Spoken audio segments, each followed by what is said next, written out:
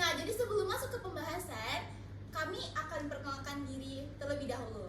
Perkenalkan, nama saya Mutia Jasmine, saya sebagai moderator dan rekan saya. Perkenalkan, nama saya Fidian Rahmadani sebagai moderator. Saya Marsha Alvareta sebagai kameramen dan editor. Aku Denilson sebagai King of Enzim. Saya Keratul Insania sebagai Queen of Enzim. Saya Marsha Olesiva sebagai Princess of Enzim. Yeay! Selamat datang di podcast kita pada hari ini. Jadi, topik yang akan kita bahas pada hari ini tuh sebenarnya agak sedikit serius ya. Kira-kira mereka ini bisa nebak gak ya apa yang bakal kita bahas? Oh iya. Iya, pasti enzim. Ya bener. Enzim tuh 24 jam bekerja, nggak cuti, nggak libur, sama sekali nggak ada minta apapun dari kita. Pokoknya tuh kalian bayangin aja kalau misalnya enzim di dalam tubuh kalian tuh tiba-tiba tuh berhenti berproses. Pastinya tuh di kalian tuh kayak gudang makanan. Kalian bayangin ada gudang makanan yang ada di frozen food. Itu kayak kulkas kita lah. Pasti tuh banyak banget makanan kan, pasti kayak sakit banget perutnya. Jadi kita bahas faktor-faktor yang bikin enzim itu happy ya.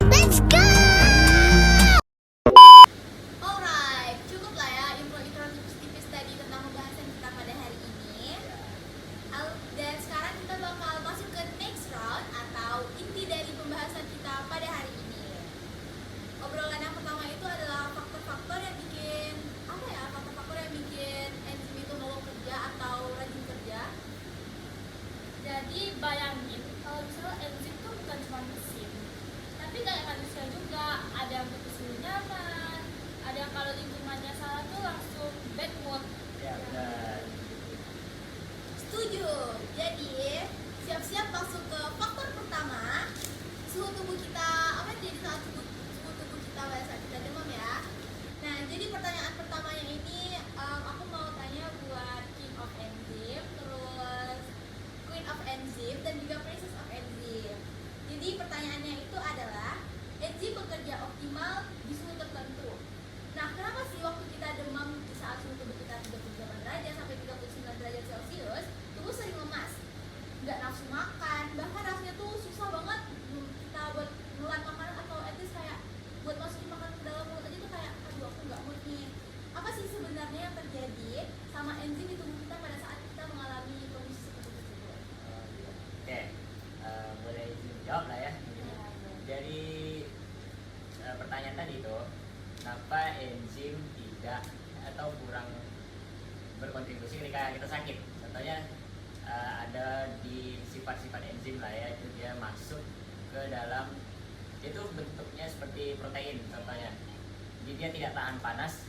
Ketika suhu tubuh kita di atas 37 derajat, dia itu bakalan rusak sehingga enzim kurang maksimal dalam memproses. Kayak kita hilang nafsu makan karena enzim kita tuh inaktif atau rusak istilahnya. Oh, jadi berarti tuh kayak misalnya tubuh kita rusak, enzimnya juga ikut rusak. Ya. Berarti kayak kalian tuh harus menjaga enzim kalian tuh baik-baik guys. Betul. Jaga kesehatan guys pokoknya.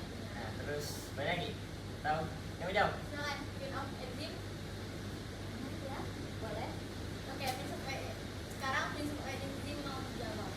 Jadi gini, enzim itu sebenarnya proteinnya sangat sensitif. Jadi mereka juga punya kondisi buat bekerja. Salah satunya itu suhu. Jadi saat tubuh kita pada suhu 36 sampai 30 derajat Celcius, enzim itu bakalan bekerja secara normal. Nah, jika kita pada saat demam pada saat 39 sampai 40 derajat, nah enzim itu bakalan rusak atau kayak berubah bentuk. Jadinya kita tuh kayak tidak nafsu sama makan, terus rasa lemas, jadi itu kayak nggak ngapa-ngapain gitu. Kalau dari Queen of Enzim gimana nih pendapatnya? Boleh juga dong kami. Menurut kami, menurut aku, mereka berdua sudah perfect jawabnya. Tapi menurut aku lebih pengertiannya. Suhu tubuh kita itu kan yang normal itu kan 36 sampai 37 derajat Celcius kan. Jadi pas kita demam, suhu itu menjadi lebih tinggi sehingga energi yang di dalam tubuh kita itu mengalir ke sistem imun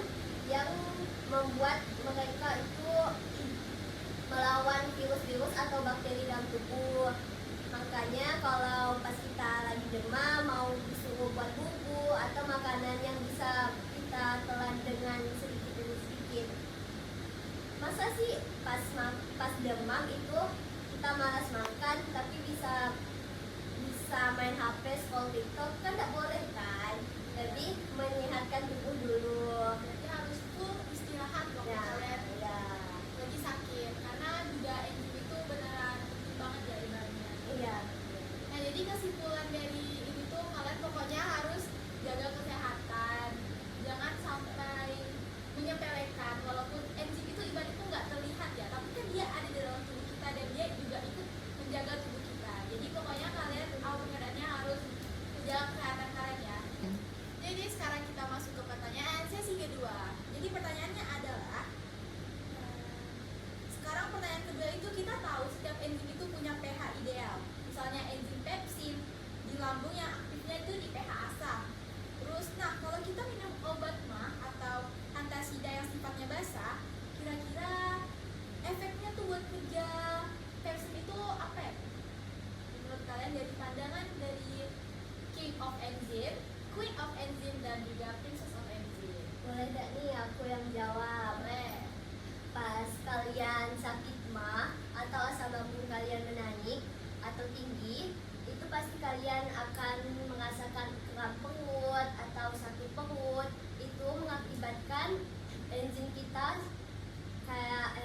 tuh lebih mengefekkan ke asam lambung itu agar tidak menular ke penyakit lain. Dan obat mah itu berfungsi juga untuk meredahkan asam di lambung sehingga kalian itu tidak terlalu merasakan sakit perut atau kram. Ya seperti apa ya? Kalian tuh pernah nggak sih? Pasti yang perempuan nih sering datang bulan kan? Hai. Kramnya tuh sangat sakit kan? Itu hampir sama dengan asam lambung yang sangat tinggi gitu loh. Ya rasanya kurang lebih 11-12 Nah. karena di perut ya. Iya. Mana punya tanggapan King dan Princess? Boleh. Itu dulu. Ya, pepsin itu sangat butuh suasana sangat asam buat dia bekerja lebih optimal. Nah, kalau kita minum obat makan itu bersifat basa ya, jadi itu bisa menetralkan pepsin yang ada di dalam lambung. Nah, kalau kita terlalu sering minum obat mah juga tidak baik, bakal buat pepsin kita tuh tidak bekerja maksimal. Jadinya lebih baik sih jangan terlalu sering minum obat mah.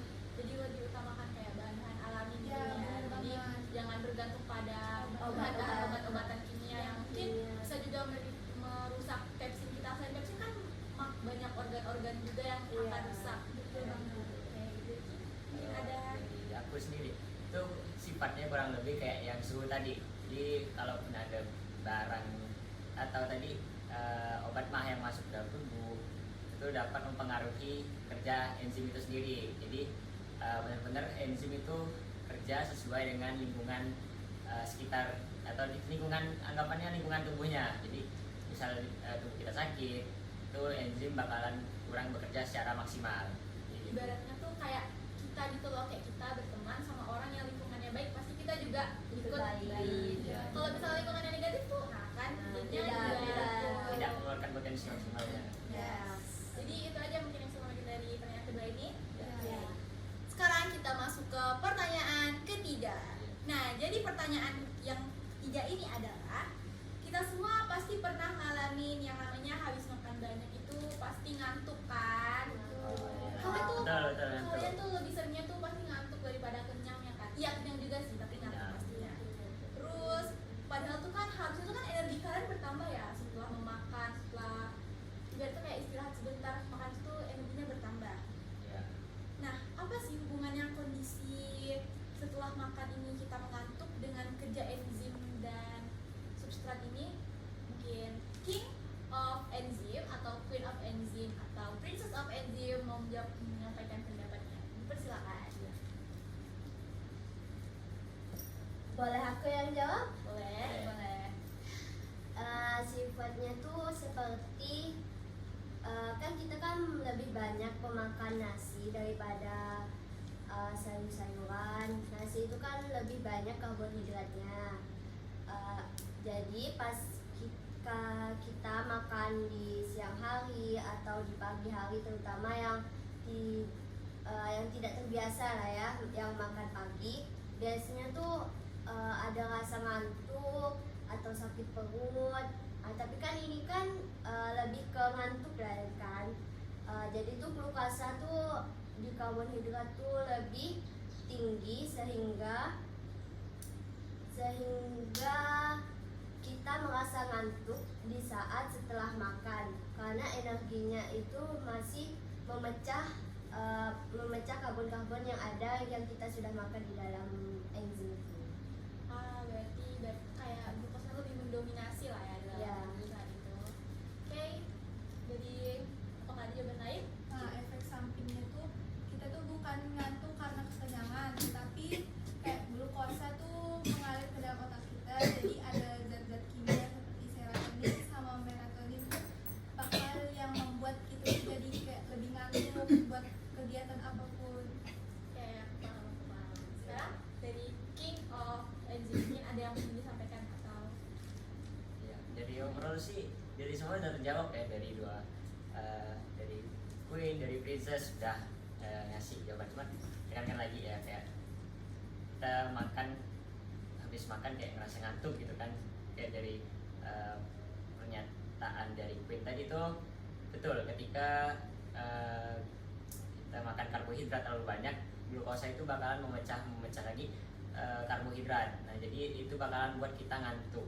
Jadi seperti itu.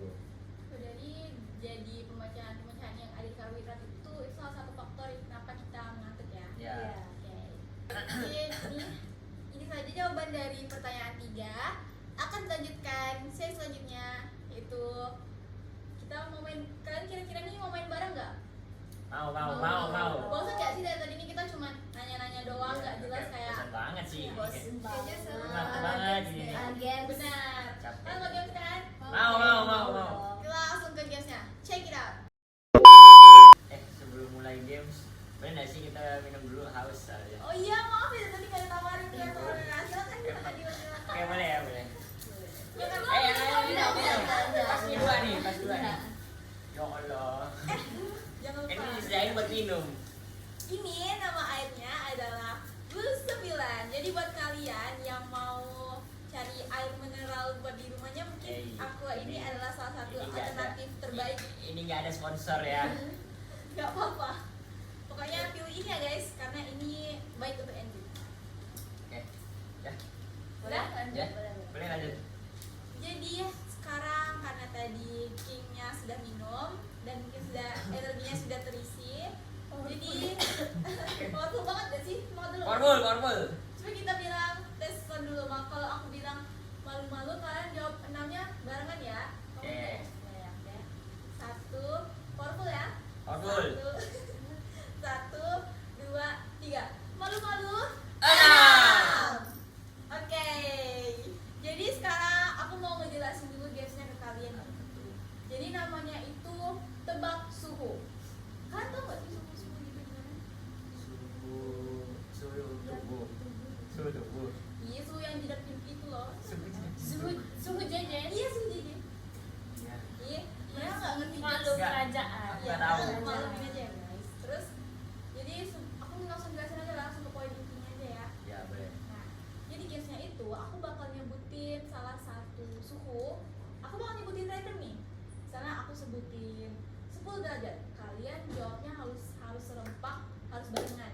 Oke. Kita ceritain dulu nggak sih Kak Vidya? Hah? Kita ceritain dulu nggak sih Kak? Boleh. Kasih contoh dong. Masa kamu jadi kasih contoh sih? Iya, jadi aku beda bakal, ya. dia bakal ngasih contoh dulu. Jadi kalau misalnya aku bilangnya 10 derajat Celcius, kita berdua jawabnya harus serempak dalam hitungan 1, 2, 3, 4, 5. Silahkan jawab. Kita harus teriak kayak jawabannya itu cuma 3. Oh iya, lupa. Jawabannya cuma 3 ya guys. Menurun, aktif, dan rusak. Nah, jawabannya cuma 3 aja. Ingat. Apa tadi jawabannya? Menurun, aktif, rusak. Oke, ini malu-malu 6 keren banget guys. Oke, langsung aja ya Kak, kita contohin. 15 derajat. 1, 2, 3, 4, 5. Silakan jawab. Menurun. Pokoknya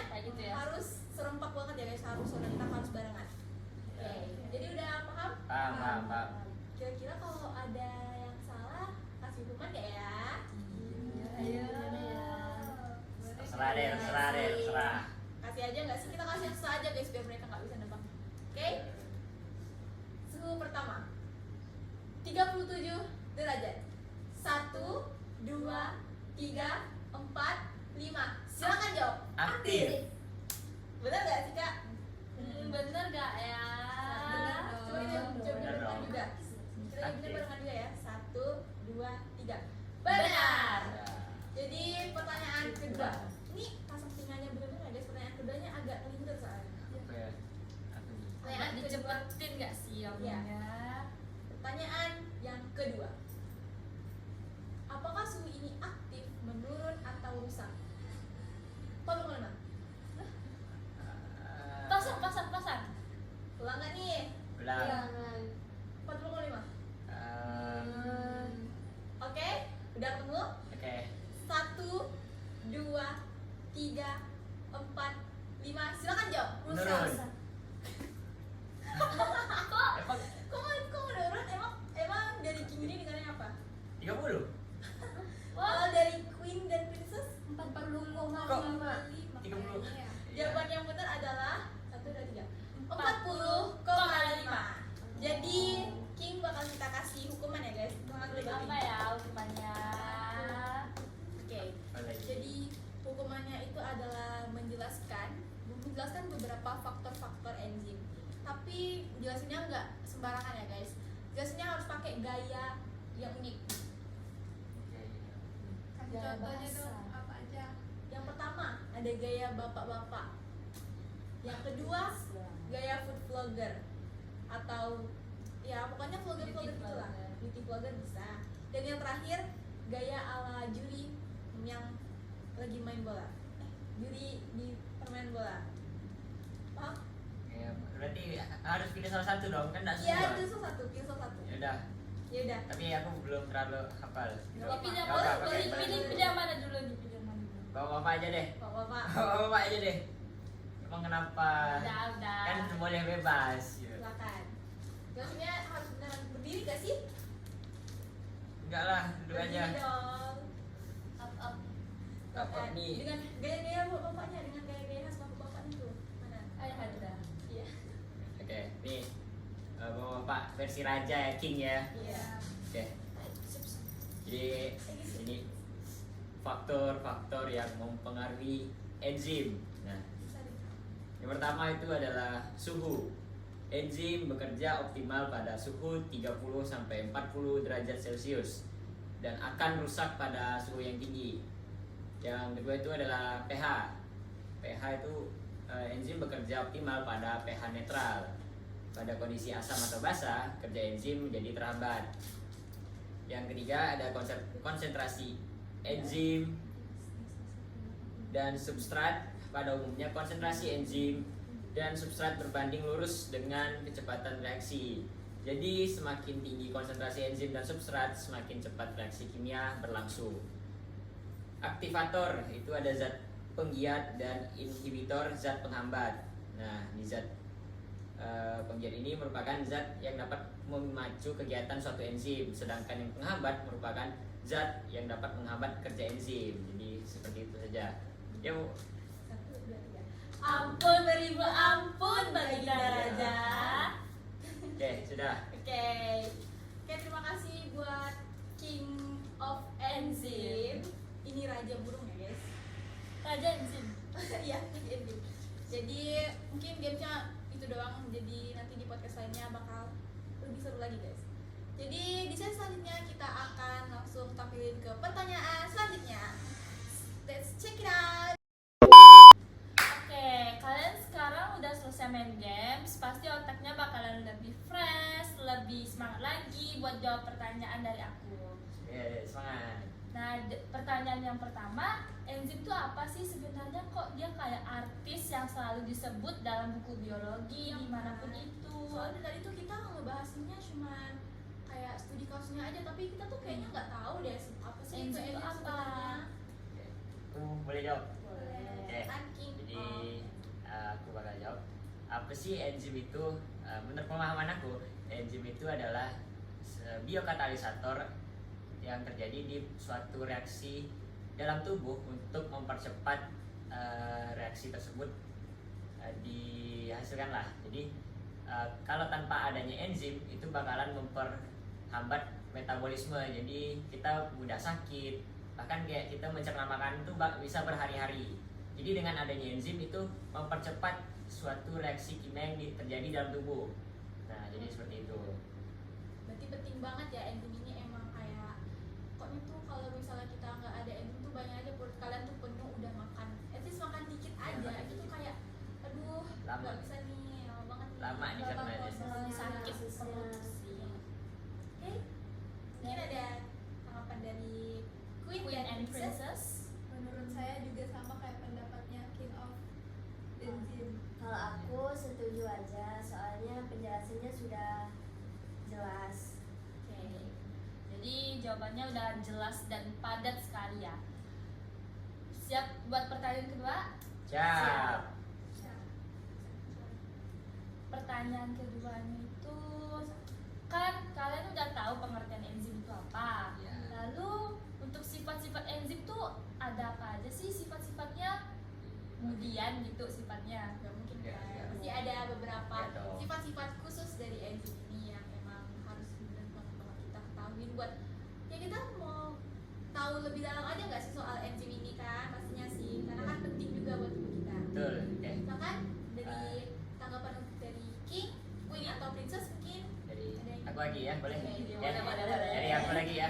Jadi balik lagi tadi ke biokatalisator atau pengertian dari enzim tadi. Nah, di sifat-sifat enzim itu juga ada namanya enzim bersifat biokatalisator atau yang mempercepat reaksi kimia yang tadi itu sebagai salah satu sifatnya. Jadi dia mempercepat reaksi kimia yang ada dalam tubuh. Seperti yang tadi kita makan terus lama dicernanya itu kalau tidak ada enzim ya. Kalau ada enzim kan kita proses pencernaannya cepat. Iya. Nah, terus yang kedua ada enzim itu sebagai penurun energi aktivasi. Nah, di situ enzim itu berperan sebagai penurun energi aktivasi itu kayak mol enzim itu dipecah. Jadi dia dapat menurunkan energi aktivasi lah. Jadi seperti itu. Dan Boleh lagi? dari Queen atau Princess? Kalau dari aku, ada tuh yang merupakan suatu protein di dalam enzim-enzim. Protein itu kita balik lagi kepada suhu. Kalau proteinnya lebih banyak, suhu kita akan meninggi dan dipengaruhinya pH itu lebih ke banyak ke tingginya.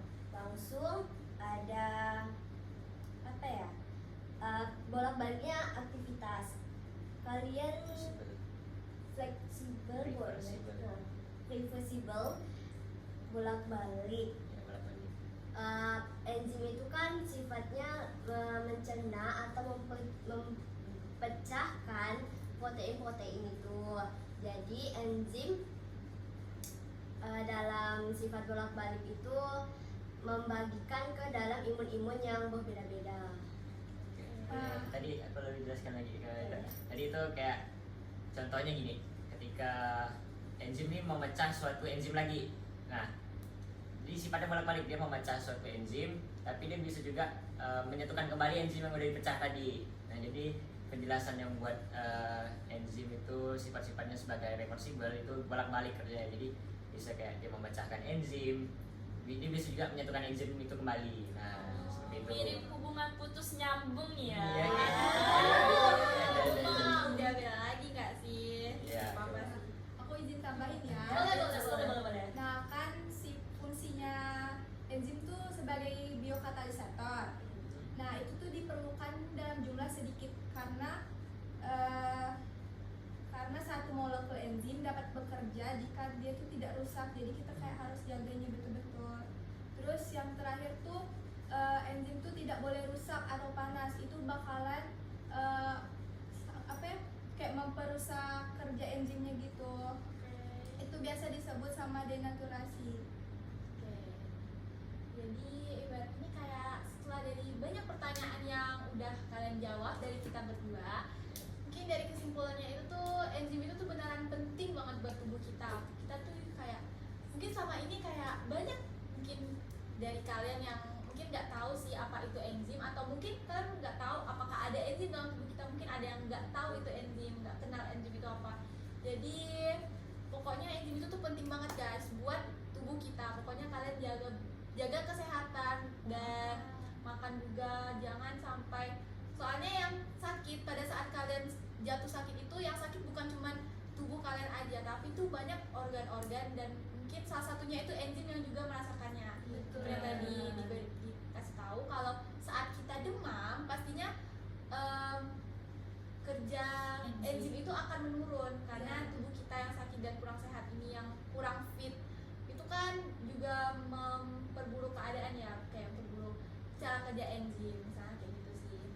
Pokoknya tetap jaga kesehatan guys. Ya guys. Ya kayaknya pertemuan kita sama gue star kita dari kerajaan enzim ini berakhir sampai di sini deh guys. Sebenarnya sedih banget sih guys. Sedih tuh. Ya oke lah ya, dari setelah sekian banyak pembahasan enzim kita pada hari ini, mungkin teman-teman semua yang menonton video ini semoga dapat mengambil hikmah sih kak, dapat mengambil pembelajaran yang sudah kami sampaikan dari dari petinggi-petinggi kerajaan enzim ini. Nah mungkin podcast akan kami tutup pada saat ini dan juga sekarang ini. Oke. Mungkin hanya itu saja yang saya Mutia Jasmine dan rekan saya Vidya Irgi Rahmadani dengan resmi menutup podcast pada hari ini. Kami ucapkan terima kasih kepada rakyat dan kepada petinggi dan queen serta princess princess enzim yang sudah meluangkan waktunya pada hari ini.